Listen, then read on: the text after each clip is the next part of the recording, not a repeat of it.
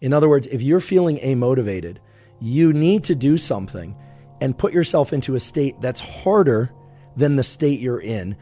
So for instance, if you're sitting around feeling amotivated, or you find yourself tending to tasks that are irrelevant to the goal that you really should be focused on, you need to put your body and mind into a state of discomfort quickly. And the way to do that is to either engage in some tangential activity, meaning an activity not related to your goal that puts your body into a very different state. So here again, I'll default to the obvious one, which is something like cold shower or cold immersion, which not only increases dopamine long-term, or over several hours rather, but for most people is experienced as pain.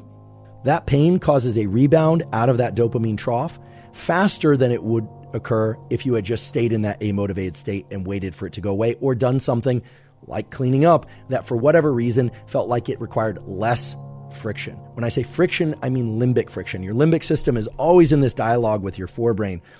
And limbic friction goes two ways. Limbic friction can be you're tired and you don't want to do something, and so you have to, quote unquote, motivate to do it, energize yourself to do it. Or limbic friction can be that you're nervous and scared and anxious to do something, and you have to calm yourself in order to lean forward into action in order to do that thing despite the anxiety. All right, you're going to have to put some effort into your life, and you need to be motivated to do that.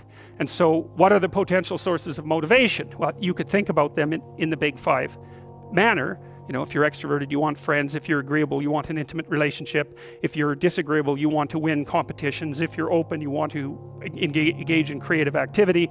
If you're high in neuroticism, you want security. Okay, so those are all sources of potential motivation that you could draw on, that you could tailor to your own, your own personality.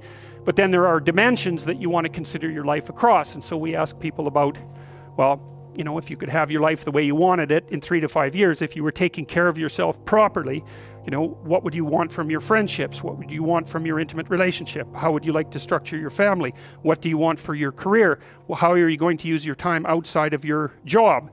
And how are you going to regulate your mental and physical health, and maybe also your drug and alcohol use? Because that's a good place to auger down, because alcoholism, for example, wipes out 5 to 10% of people. So you want to keep that under control.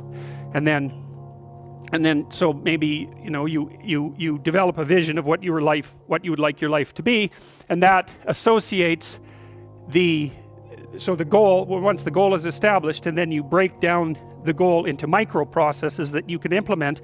The micro processes become rewarding in proportion, in relation to their causal association with the goal, and that tangles in your incentive reward system. We talked about the dopaminergic incentive reward system, and that's the thing that keeps you moving forward.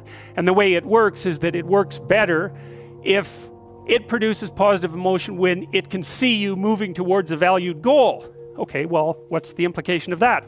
Better have a valued goal, because otherwise you can't get any positive motivation working out. And so the more valuable the goal, in principle, the more the micro processes associated with that goal start to take on a positive charge.